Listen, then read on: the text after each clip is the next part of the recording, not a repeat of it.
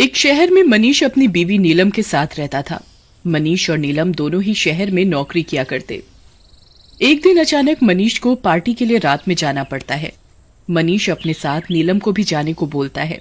अरे नीलम, मुझे आज एक पार्टी में जाना है। मैं चाहता हूँ कि तुम भी मेरे साथ चलो। अरे क्या मनीष, तुम भी सारी बातें अचानक से बताते हो। ये पार्टी वगैरह की बात तो थोड़ी जल्दी बताया करो, मुझे तैयार भी तो होना होता है। अरे तुम तो वैसे ही इतनी सुंदर हो, तुम्हें कोई जरूरत नहीं है पार्लर जाने की।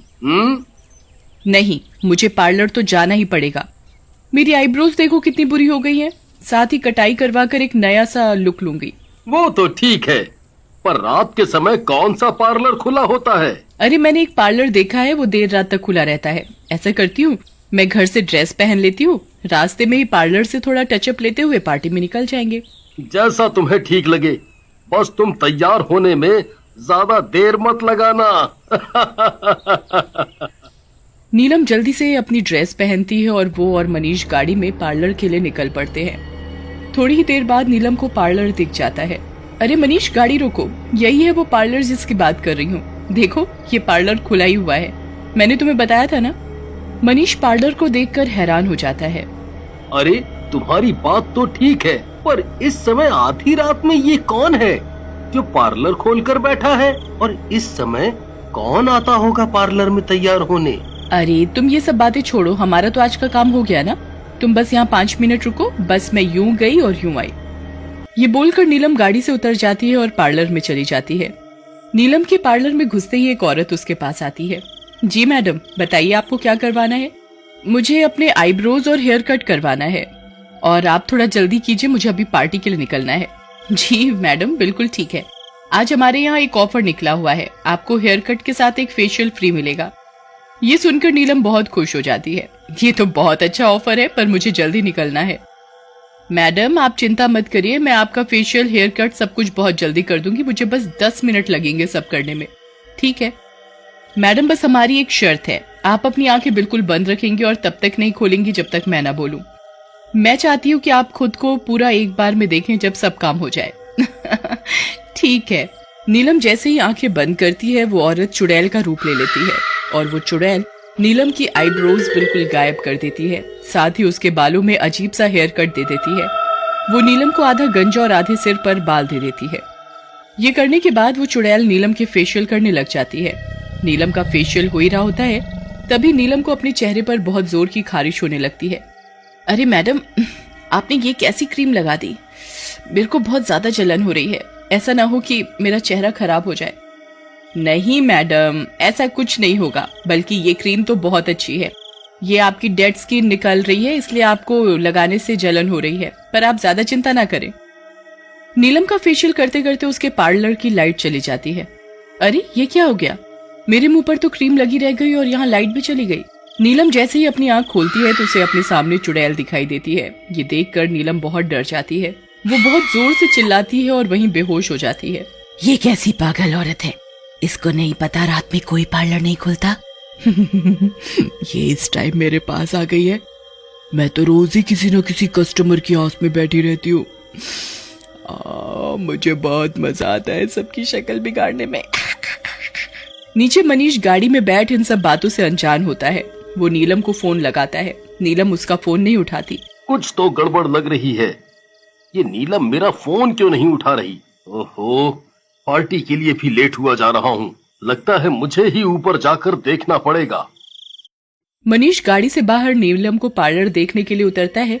तभी उसे पार्लर के सामने कब्रिस्तान दिखाई पड़ता है। कब्रिस्तान को देख मनीष बहुत ज्यादा घबरा जाता है। मनीष फटाफट नीलम की तरफ पार्लर में भागता है। नीलम, नीलम! तभी रोड पर कुत्ते बहुत जोर जोर से भौंकने लग जाते हैं। नीलम, तुम किधर हो नीलम? ये जगह ठीक नहीं है, हमें यहाँ से निकलना पड़ेगा, जल्दी!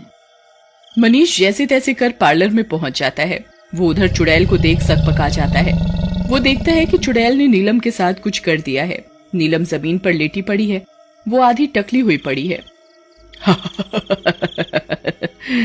क्या बात है, आज तो एक के बाद एक कस्टमर आए ही जा रहे हैं। लगता है आज कुछ ज्यादा ही पार्टी है। दूर रहो मुझसे तुम, गंदी चुड़ैल। तुमने यहाँ मेरी बीवी का क्या हाल बना रखा है? चुड़ैल ये सुनकर बहुत जोर जोर से हंसने लगती है। तू अपनी बीवी को लेकर जाएगा? अब तो तू भी यहीं का बन गया। तू इधर से वापस नहीं जा पाएगा। चुड़ैल मनीष के पीछे लग जाती है। मनीष बहुत चीखता चिल्लाता है और पार्लर से भागने की कोशिश करता है, पर वो भागने में असफल रहता है। तभी राह चलते सड़क पर एक बाबा हरिद्वार से पैदल आ रहे होते हैं। उन्हें वहां नेगेटिव एनर्जी का एहसास होता है। लगता है यहाँ पर कुछ है, किसी को मेरी जरूरत है। कोई इधर बुरी तरह फंस गया है।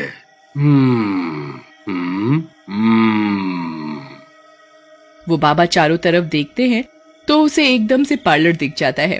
वो भागकर पार्लर की तरफ जाते हैं।